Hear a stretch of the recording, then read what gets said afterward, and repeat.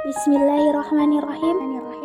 Assalamualaikum warahmatullahi wabarakatuh.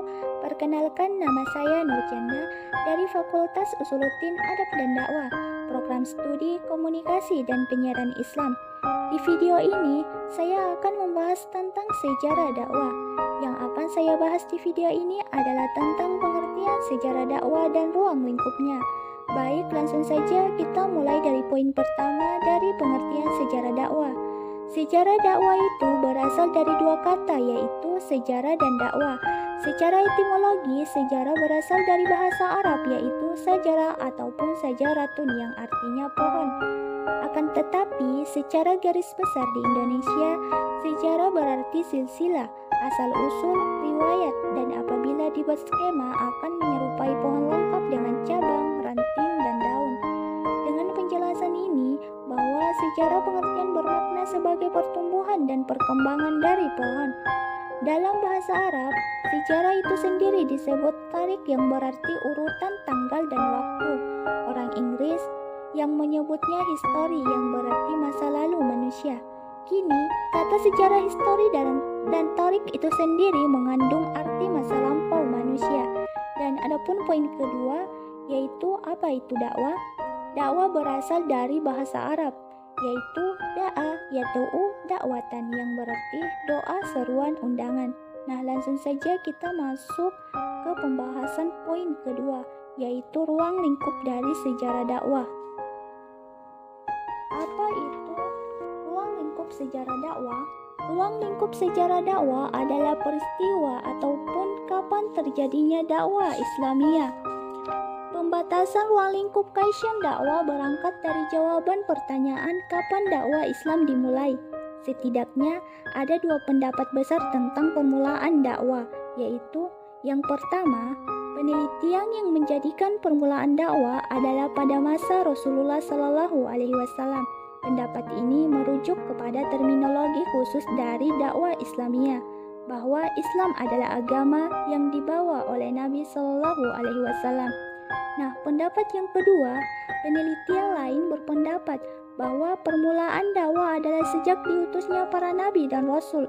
Pendapat ini merujuk kepada terminologi dari dakwah Islamiyah, bahwa dakwah para nabi hakikatnya adalah satu, seluruh rasul telah menyampaikan Islam dalam arti yang luas. Sebenarnya, pendapat dari dua ini tidak berlawanan kalau kita merujuk pada salah satu dari dua makna Islam, yaitu makna umum dan makna khusus. Jika kata dakwah tidak dikaitkan dengan kata lain, maka sejarah yang dimaksud adalah umum, mencakup dakwah seluruh rasul dan dimulai sejak rasul pertama diutus untuk manusia. Apabila kata dakwah dihubungkan dengan kata Islamiyah, maka yang dimaksud adalah sejarah dakwah yang dimulai sejak diutusnya Nabi Muhammad Sallallahu Alaihi Wasallam. Jadi, bagi peneliti yang berpendapat bahwa sejarah dakwah Islam sejak adanya Rasul, mereka memulai kajiannya dari dakwah Nabi Nuh alaihissalam. Alasannya, karena Nabi Nuh merupakan Rasul pertama yang diceritakan oleh Al-Quran tentang aktivitas dakwanya. Sedangkan Nabi Adam alaihissalam tidak diutus kepada seseorang.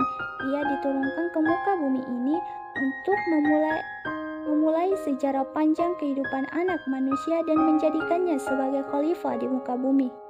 Berdasarkan dua pendapat yang sudah saya jelaskan tadi, maka bahasan sejarah dakwah seharusnya dimulai sejak dimulainya dakwah, yaitu sejak zamannya Nabi Nuh alaihissalam sampai sejarah dakwah dunia Islam modern.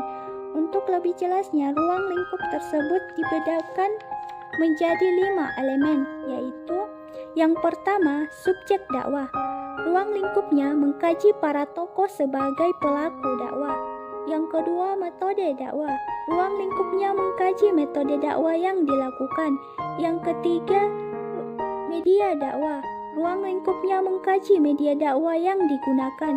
Yang keempat, materi dakwah. Ruang lingkupnya mengkaji materi dakwah yang disampaikan dai kepada penerima dakwah. Yang kelima, objek dakwah. Ruang lingkupnya mengkaji masyarakat sebagai penerima dakwah. Masing-masing bagi yang ditinjau dari segi historis, sehingga dapat dilihat kelebihan dan kekurangannya yang kemudian dijadikan rujukan untuk kepentingan dakwah ini dan pada masa saat yang akan mendatang. Dengan melihat kisah-kisah dakwah pada masa lalu, diharapkan menjadi pelajaran bagi subjek dakwah ataupun umat Islam secara keseluruhan. Baik, sampai di sini pembahasan di video ini. Saya ucapkan terima kasih, dan apabila ada kesalahan saya mohon maaf, dan saya akhiri dengan kata wallahu muwaffiq ila aqwamit thoriq. Wassalamualaikum warahmatullahi wabarakatuh.